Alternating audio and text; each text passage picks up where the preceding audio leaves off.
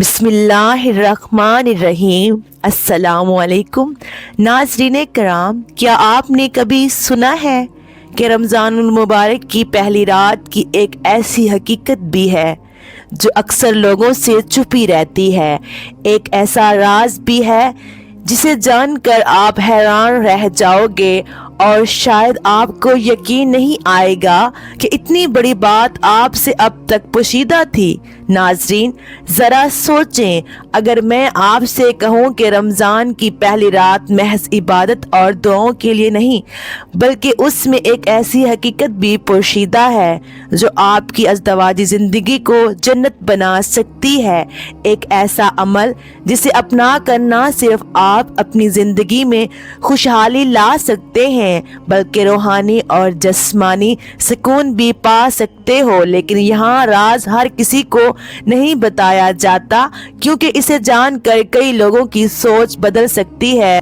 تو کیا آپ تیار ہیں یہ جاننے کے لیے کہ رمضان کی پہلی رات میں ایسا کیا خاص ہے جو ہر شادی شدہ جوڑے کے لیے ضروری بنا دیا گیا ہے؟ تو ناظرین کرام، ویڈیو کو آخر تک ضرور دیکھیے گا۔ آخر رمضان المبارک کی پہلی رات ہم بستری کرنا کیوں ضروری ہے اور اس دوران انہیں کیا کرنا چاہیے، مطلب تنہائی میں دونوں میاں بیوی کو کس انداز میں حقوق پورے کرنے چاہیے، اس سوال کا جواب وہی لوگ جان پاتے ہیں جو حقیقت تک پہنچنے کا حوصلہ رکھتے ہیں۔ یحییٰ علیہ السلام کی بشارت دی گئی۔ حضرت عیسیٰ علیہ السلام رمضان میں آسمان پر اٹھائے گئے اور انہیں اللہ نے قیامت سے پہلے دوبارہ زمین پر بھیجنے کا وعدہ فرمایا، اور پھر رمضان ہی وہ مہینہ ہے جب اللہ نے اپنے آخری نبی پر قرآن نازل کیا۔ غار حرا جبریل علیہ السلام پہلی وحی لے کر آئے۔ بدر کی جنگ رمضان میں ہوئی جس میں 313 کمزور اور بے سر و سامان مسلمانوں نے ہزاروں کفار کو شکست دے کر ثابت کیا کہ اللہ کی مدد مومنوں کے ساتھ ہوتی ہے۔ مکہ رمضان میں فتح ہوا جب میرے نبی اور صحابہ کرام فتح بن کر اس مقدس سرزمین میں داخل ہوئے، اور اسی مہینے میں تاریخ کا سب سے اہم واقعہ شب قدر پیش آیا جس میں فرشتے زمین پر اترے اور اللہ نے ایک رات کی عبادت کو 1000 مہینوں کی عبادت سے زیادہ فضیلت عطا کر دی۔ یہی رمضان ہے جس میں زمین کے فیصلے بدلے جاتے ہیں، قوموں کی تقدیریں بدلی جاتی ہیں اور اللہ اپنی رحمتوں کے دروازے کھول دیتا ہے۔ سوچو، اگر یہ مہینہ انبیاء علیہ السلام کے آزمائش، رحمت اور کامیابی کا ذریعہ تھا تو ہم کیسے صرف اسے کھانے پینے سے رکنے کی عبادت سمجھ سکتے ہیں؟ یہی وہ وقت ہے جب آسمان پر فیصلے لکھے جا رہے ہوتے ہیں، جنت کے دروازے کھول دیے جاتے ہیں، جہنم کے دروازے بند کر دیے جاتے ہیں، اور فرشتے اللہ کے حکم پر زمین پر نازل ہو کر نیکیوں کو لکھ رہے ہوتے ہیں۔ اب یہاں یہ سوال پیدا ہوتا ہے کہ آخر یہ رمضان کب سے لاگو ہوا؟ رمضان کے روزے کب فرض ہوئے؟ ایک روایت میں آتا ہے کہ ایک ملک میں سخت قحط پڑا، زمین بنجر ہو گئی، کھیت سوکھ گئے، لوگ نوالے کے لیے ترس رہے تھے، بچوں کی معصوم چیخیں سن کر دل دہل جاتا تھا، لیکن مدد کے لیے کوئی صورت نظر نہیں آ رہی تھی۔ مگر حیرت کی بات یہ تھی کہ اس ملک کے ساتھ والے ملک میں بھی غربت تھی، مگر وہاں کا بادشاہ انتہائی نیک دل، رحم دل اور انصاف پسند تھا۔ اس نے جب اپنے پڑوسی ملک کی یہ حالت دیکھی تو تڑپ اٹھا، رات بھر نیند نہ آئی، دل میں ایک ہی سوال گردش کر رہا تھا کہ میں اپنے ملک کے لوگوں کو پیٹ بھر کر کھانا کھانے کیسے دے سکتا ہوں جبکہ میرے پڑوسی ملک کے لوگ بھوکے مر رہے ہیں۔ پھر ایک صبح اس نے بادشاہ نے اپنی پوری قوم کو جمع کیا اور ایک ایسا حکم جاری کیا جس نے انسانی تاریخ میں مثال قائم کر دی۔ اس نے کہا، اے میری قوم، اگر آج ہم اپنے پڑوسی کی بھوک احساس نہیں کریں گے تو کل اللہ بھی ہمیں آزمائش میں ڈال سکتا ہے۔ ہر شخص 2 وقت میں سے صرف 1 وقت کی روٹی کھائے گا اور دوسری روٹی ان کو دے گا جو بھوک سے مر رہے ہیں تاکہ وہ بھی کچھ کھا کر جی سکیں۔ جو بھوک سے مر رہے ہیں۔ یہ سن کر پوری قوم خاموش ہو گئی، مگر بادشاہ کی بات دل پر لگ چکی تھی۔ پھر کیا تھا، لوگوں نے اپنی 2 وقت کی روٹی میں سے 1 روٹی اپنی پڑوسی ملک کے بھوکوں کے لیے قربان کر دی۔ وہ پورا دن بھوکے رہتے، شام کو ایک روٹی کھاتے اور دن کی روٹی اپنے پڑوسی ملک کو بھیج دیتے۔ اسی قربانی اور ہمدردی کی دیکھ کر اللہ تعالیٰ ان کا یہ عمل اتنا پسند آیا کہ اس نے اس جذبے کو ہمیشہ کے لیے روزے کی عبادت میں شامل کر دیا، تاکہ قیامت تک آنے والے لوگ بھوک برداشت کرنے کا سلیقہ سیکھ سکیں، دوسروں کے دکھ درد کو محسوس کریں اور اللہ کی نعمتوں کا شکر ادا کریں۔ تو آئیے ناظرین، اب بات کرتے ہیں کہ رمضان کی پہلی رات میاں بیوی کا ہم بستری کرنا کیوں ضروری ہے۔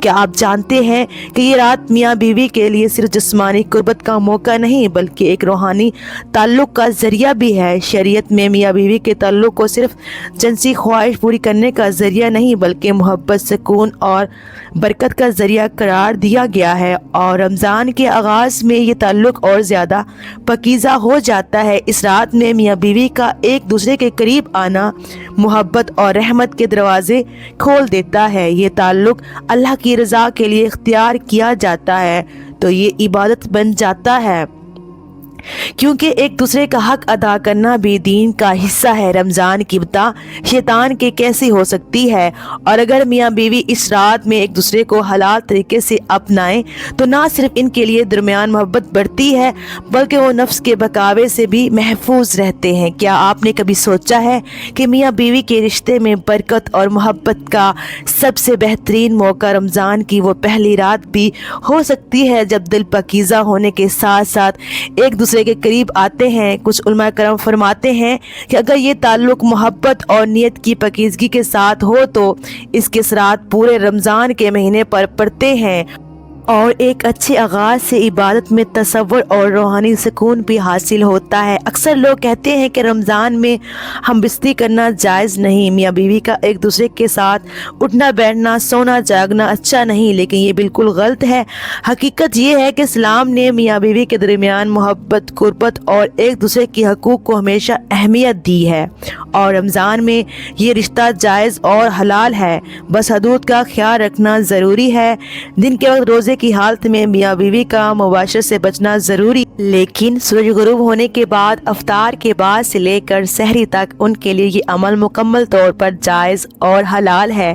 قرآن پاک میں اللہ تعالیٰ نے واضح طور پر فرمایا کہ رمضان کی راتوں میں اپنی بیویوں کے پاس جانا تمہارے لیے حلال قرار دیا گیا ہے، کیونکہ وہ تمہارے لیے لباس ہیں اور تم ان کے لیے لباس ہو۔ لیکن کچھ لوگ کم علمی کی وجہ سے یہ سمجھتے ہیں کہ رمضان میں یہ سب ناجائز ہو جاتا ہے، حالانکہ یہ غلط تصور ہے۔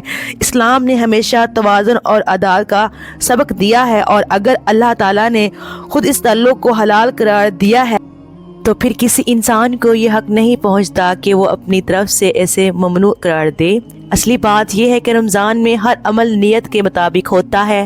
اگر میاں بیوی کا تعلق حدود میں رہ کر پاکیزہ نیت کے ساتھ ایک دوسرے کے حق کو ادا کرنے کے لیے ہو تو یہ باعث رحمت اور محبت کا ذریعہ بنے گا، اور یہی وہ خوبصورتی ہے جو اسلام نے ازدواجی زندگی میں رکھی ہے۔ اللہ تعالیٰ نے 3 طرح کی مخلوق پیدا فرمائی: نمبر 1 فرشتے، نمبر 2 انسان، اور نمبر 3 جانور۔ فرشتوں میں اللہ تعالیٰ نے عقل رکھی ہے مگر شہوت نہیں رکھی، وہ ہر لمحہ اللہ کی عبادت میں مشغول رہتے ہیں، ان میں کوئی نفسانی خواہش نہیں، نہ ہی گناہ کرنے کا اختیار ہے۔ دوسری طرف جانوروں میں شہوت رکھی مگر عقل نہیں رکھی، وہ صرف اپنی ضروریات پوری کرنے کے لیے جیتے ہیں، انہیں کوئی احساس نہیں کہ کیا جائز ہے اور کیا ناجائز، وہ نہ اپنے اعمال کا حساب دیں گے اور نہ ان پر کوئی عذاب ہوگا۔ اور پھر آتا ہے انسان، جس میں فرشتوں والی بھی ایک چیز موجود ہے اور جانوروں والی بھی۔ انسان کو اللہ نے عقل دی اور ساتھ میں شہوت بھی دی تاکہ وہ آزمایا جا سکے، تاکہ دیکھا جا سکے کہ وہ کس راستے کا انتخاب کرتا ہے۔ اب ذرا غور کرو، اگر تمہیں عقل دی گئی مگر پھر بھی تم نے گناہ کیے، تم نے بدکاری کی، جھوٹ بولا، غیبت کی، حرام کھایا، فحاشی میں مبتلا ہوئے، تو پھر بھی تم اور جانوروں میں کیا فرق رہ گیا؟ کیونکہ جانور کے اندر بھی وہی شہوت ہے جو تمہارے اندر ہے، مگر اس کے پاس عقل نہیں، تمہارے پاس تو ہے۔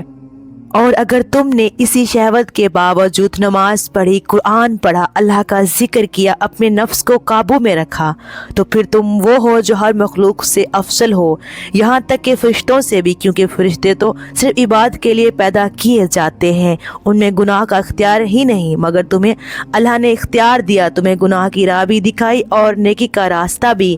اور اگر تم نے اپنے نفس کو قابو میں رکھا، اپنی خواہشات کو اللہ کی رضا کے لیے تابع کر دیا، تو تم وہ ہو جو کائنات کی سب سے اعلیٰ مخلوق بن سکتے ہو۔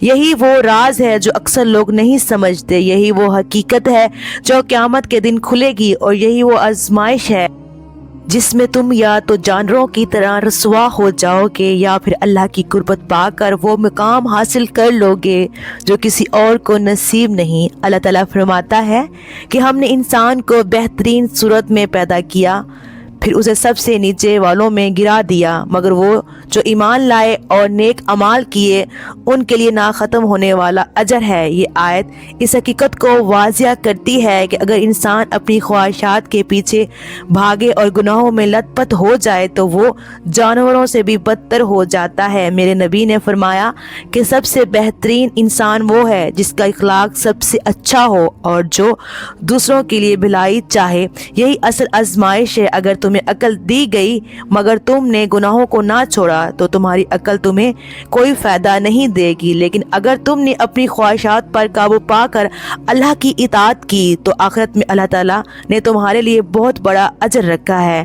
دعا ہے کہ اللہ تعالیٰ ہمیں رمضان المبارک کی برکتوں سے بھرپور فائدہ اٹھانے کی توفیق عطا فرمائے، ہمارے روزے، عبادت اور دعائیں قبول فرمائے، ہمارے گناہوں کو معاف کرے اور ہمیں دنیا و آخرت میں کامیابی نصیب کرے۔ اللہ ہم سب کا حامی و ناصر ہو، آمین۔ اپنا بہت سارا خیال رکھیے گا، اور محترم ناظرین، اگر پڑھنے میں میرے سے کوئی غلطی ہوئی ہو تو آپ سے گزارش ہے میری اصلاح کیجیے گا۔ تب تک کے لیے اللہ حافظ۔